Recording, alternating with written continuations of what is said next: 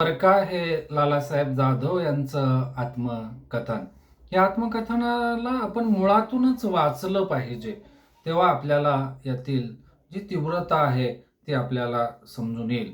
भटक्या विमुक्त समाजातील कैकाडी समाजाचं जे वास्तव आहे हे या आत्मचरित्रामध्ये आपल्याला जाणवतं.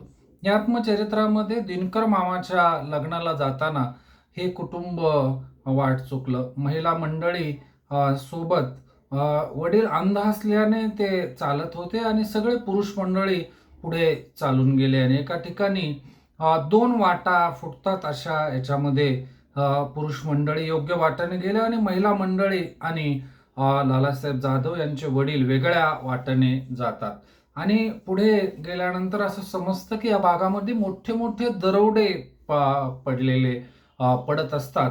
पण अशातून एक कुटुंब बचावून एका घरी जातं आणि त्या घरच्यांना ओळख सांगितल्यानंतर रात्रभर पोत्यांवरती गोठ्यामध्ये राहण्याची जागा या कुटुंबाला मिळते. नंतर हिंगणगावला हे कुटुंब पोहोचतं आणि त्या ठिकाणी या लग्न कार्याची जी वेगळी प्रथा आहे ही या परकामध्ये आपल्याला वाचायला मिळेल. त्याच्यामध्ये लग्नाच्या वेळेस दारू पिणं, डुकराचं जेवण असणं, ह्या सगळ्या गोष्टी मुळातून आपल्याला समाजाचं जे वास्तव आहे आणि आता सुद्धा सुरू असलेल्या अनेक हकीकती या आत्मकथनामध्ये आत्मचरित्रामध्ये आपल्याला पाहायला मिळतील.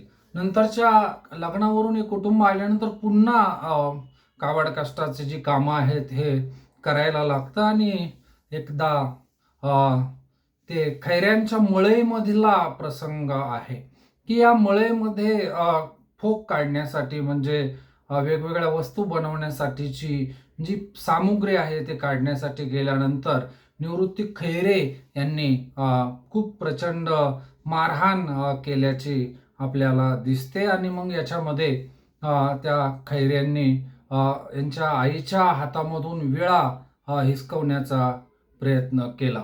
पण हा जो विळा आहे हा विळा काही त्यांच्या आईने सोडला नाही. त्याच्यामध्ये त्यांचं बोट प्रचंड कापलं, रक्ताने महाकलं. पण कैकाडी समाजामध्ये विळ्याला अत्यंत अनन्यसाधारण अशा प्रकारचं महत्त्व असतं आणि या झटापटीमध्ये एवढं प्रचंड बोट कापलेलं असतानाही पण विळा काही आईने सोडला नाही. लालासाहेब जाधव त्यांच्या परीने प्रतिकार करत होते, पण यानंतरच्या कालावधीमध्ये त्यांच्या वडिलांनी हे सगळं ऐकलं आणि नंतर ते खैरे त्या ठिकाणाहून पळून गेले. आणखीन एका ठिकाणी फोक कापताना लालासाहेब जाधवांना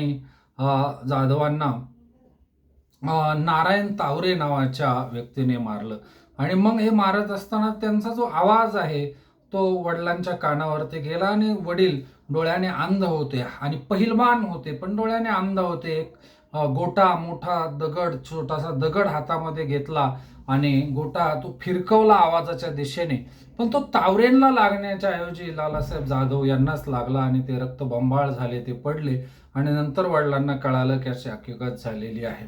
घरी येऊन घरच्यांना आणि आईला सांगताना मी फोक काढताना घसरून पडलो असं सांगितलं आणि वडीलही या कालावधीमध्ये गप्प होते.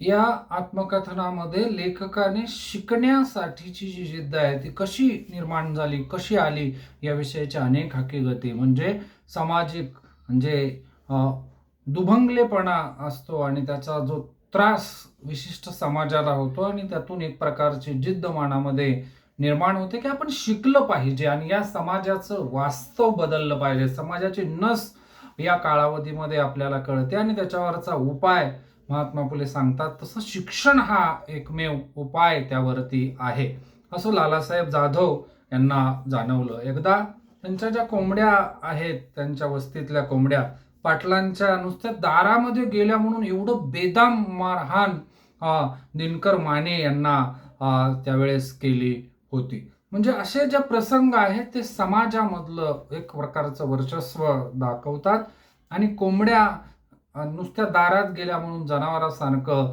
बेदाम मारहाण त्यांना केल्याचं आढळतं.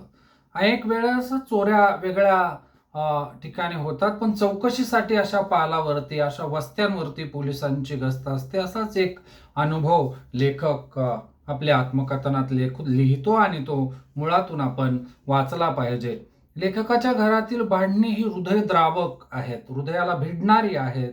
त्या भांडणामुळे घर कसं दुभंगलं गेलं आणि कशी जबाबदारी येऊन पडते, आणि त्याचा एक प्रकारे फायदाही लेखकाला झाला की शिकायला मिळालं, आणि या शिक्षणातून पुढे प्रगती झाली असंही आपल्याला जाणवणार आहे.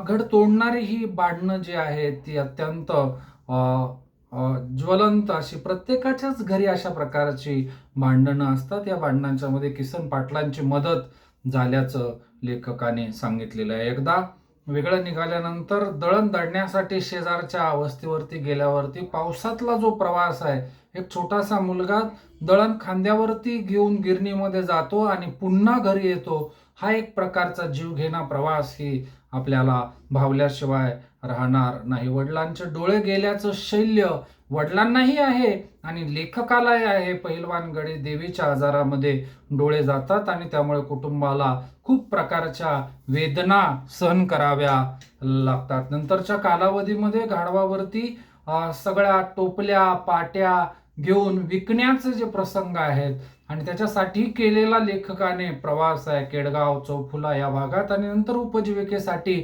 शिरूर तालुक्यातील मांडवगण फराट्यापासून तर पाबळ सारख्या अनेक भागांमध्ये तो प्रवास केलेला आहे.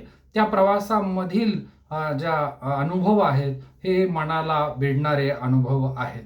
मग यात्रेचा जो अनुभव आहे, पळसची जी यात्रा आहे, या अनुभवाने सुद्धा आपल्याला मुळातून अनेक गोष्टी शिकायला मिळतील. लेखकाच्या वडिलांनी अंध असल्याने एकदा दुसऱ्याची चप्पल घालून चालले होते आणि ती चप्पल दिल्याच्या नंतर असा निश्चय केला की चप्पल काढून ठेवायची आणि परत घालायची, ती आपलीच आहे का दुसऱ्याची आहे हे समजणार नाही, आणि त्याच्यामुळे एक प्रकारचं अपमानित भावना मनामध्ये आली आणि पुन्हा कधीच चप्पल लेखकाच्या वडिलांनी घातली नाही.